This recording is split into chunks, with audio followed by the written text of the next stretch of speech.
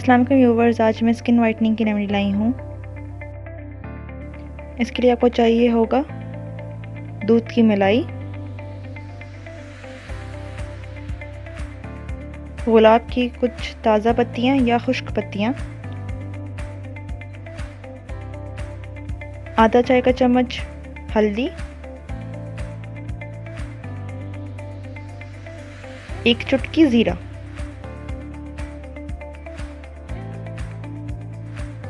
اس کو استعمال کیسے کریں؟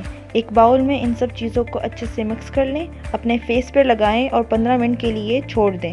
15 منٹ بعد جب خشک ہو جائے تو اپنے فیس کو پانی سے دھو لیں۔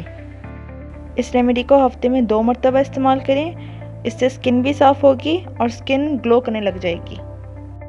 Thank you so much for watching and don't forget to subscribe my channel.